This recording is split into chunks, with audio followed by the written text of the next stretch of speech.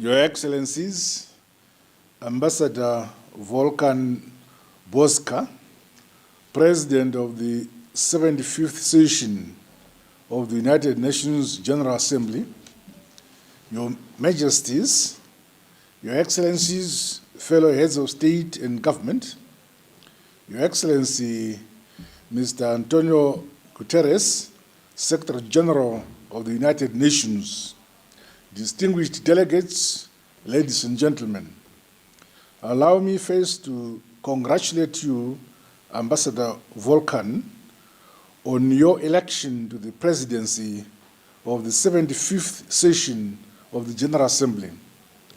Zimbabwe is confident that under your able stewardship, the General Assembly will proficiently address the challenges that are presently facing our organization and our world.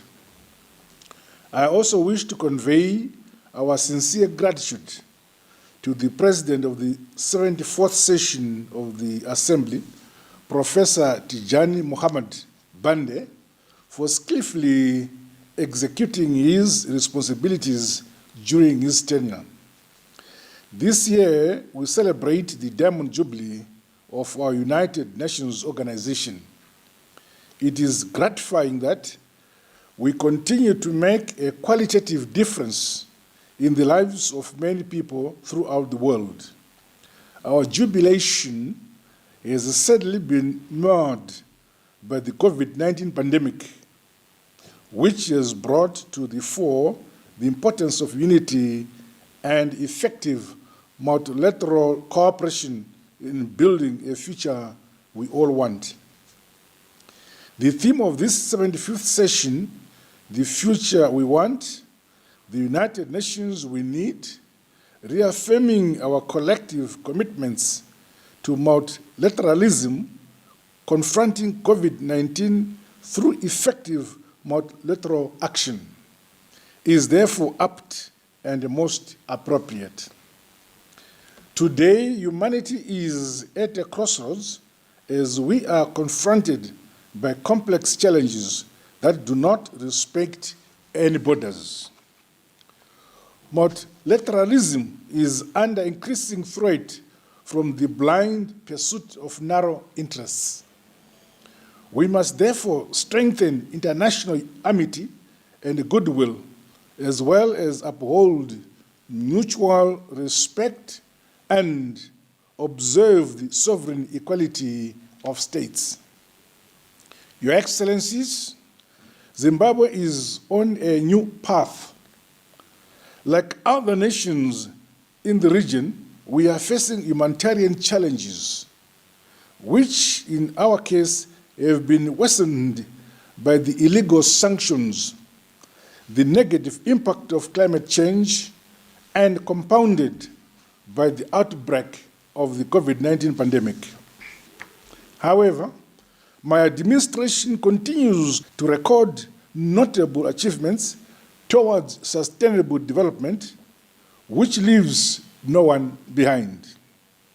Our macroeconomic stabilization reforms have seen the reduction of our budget deficit to a single digit, as well as a positive balance of our current account, coupled with foreign exchange rate and the prices stability. Major infrastructure projects are ongoing, such as the rehabilitation and construction of health services facilities, water and sanitation infrastructure, as well as roads, dams, and bridges across the country. Investments in mining, agriculture, tourism, energy and manufacturing sectors are on the increase. We are optimistic that the implementation of the second phase of ease of doing business reforms will help to further improve our World Bank rankings. Similarly, my administration is decisive in entrenching constitutionalism, democracy, and the rule of law, including the protection of property rights. The commitment of my government to these cardinal principles remains unwavering. It is in this spirit and in line with our Constitution that in July this year, my government concluded the landmark global compensation deed with the former farm owners. We count on the support and the goodwill of the international community as we mobilize the resources to implement this agreement. The alignment of our laws to the Constitution is almost complete, while new pieces of legislation continue to be enacted to strengthen our institutions. The raft of political reforms will benefit the generality of Zimbabweans as we consolidate our respect of human rights. My administration places great importance on fostering national unity and cohesion. The culture of dialogue across all sectors is taking root with activities and programs under the auspices of our homegrown political actors dialogue, Pollard, gaining momentum. Recently, the United Nations Secretary General, the High Commissioner for Human Rights, and the Special Rapporteur on the right to food all acknowledged the deleterious effects of the illegal economic sanctions on our country. These are a breach of international law and compromise Zimbabwe's capacity to implement and achieve sustainable development, especially SDGs 2, 3, 8, 9, and 17. We therefore call on the General Assembly to strongly pronounce itself against these unilateral illegal sanctions on Zimbabwe. Your Excellencies, let me assure you that Zimbabwe continues to implement measures to battle the COVID-19 pandemic. Over and above instituting phased lockdowns following the World Health Organization guidelines, my government has also provided Zimbabwe dollars 18 billion, which is approximately $720 million, an economic stimulus package. Zimbabwe welcomes calls by the United Secretary General and the Director General of the World Health Organization, Dr. Tedros Ghebreyesus, for the COVID-19 vaccine to be treated as a global public good with guaranteed fair distribution and mechanisms to ensure equal access. We are encouraged by the ongoing cooperation between the United Nations Secretary General, the G20, and the Bretton Woods institutions towards finding solutions to developing countries' debt and related issues. While the World Bank and the International Monetary Fund have supported a debt standstill up to the end of the year, more needs to be done. As a committed partner in implementing the 2030 Agenda for Sustainable Development, Zimbabwe welcomed the launch of the Decade of Action.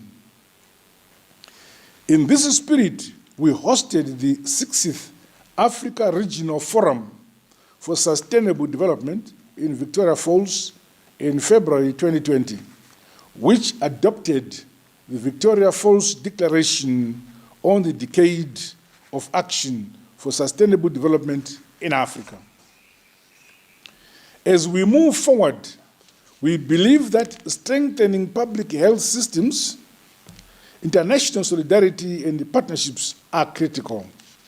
Your Excellencies, as we celebrate the 25th anniversary of the 4th World Conference on Women on 1st October this year, I'm gratified to highlight that Zimbabwe has taken major steps in implementing the Beijing Declaration. These include the adoption of a gender-responsive constitution, establishment of the Zimbabwe Gender Commission, enactment of several pieces of legislation to outlaw all practices that infringe on the rights of women and girls, such as forced and child marriages and discrimination against women in inheritance matters. My government has also set up a women's bank to facilitate access to finance by women-owned businesses and projects. Your Excellencies, it is now more than 15 years since the adoption of the Ezulwini Consensus, reaffirmed in the seated declaration. It is deeply regrettable that reform of the Security Council and implementation of Africa's position has not been achieved. We cannot continue with a situation where over 16% of the world's population does not have a voice in decision-making. This is a serious indictment to our avowed commitment to multilateralism and the basic principles of natural justice, fairness, and equity. Peace, security, and stability are a prerequisite for sustainable development. This can only be achieved in an inclusive process characterized by equally shared commitment and responsibilities. We count on the international community to strengthen its support for AU-led peace efforts. We also look forward to greater collaboration between the AU and the United Nations in maintaining sustainable international peace and security in accordance with Chapter 8 of the Charter of the United Nations, more particularly in ensuring the effective implementation of the AU campaign on silencing the guns. Self-determination and independence are intrinsic and fundamental rights that should be enjoyed by all without distinction. We call on the Security Council to increase its efforts towards ending the occupation of Western Sahara. Zimbabwe also calls upon the Secretary General to appoint his personal envoy for Western Sahara without further delay. Mr. President, Excellencies, ladies and gentlemen, let me conclude by reaffirming Zimbabwe's commitment to work for a better world. There is no better way of achieving a peaceful and stable world than through mutual respect, genuine multilateralism, buttressed by much-needed reforms and respect for international law. Recommitting ourselves to these ideals will pave way for the just world that we all yearn for. I thank you.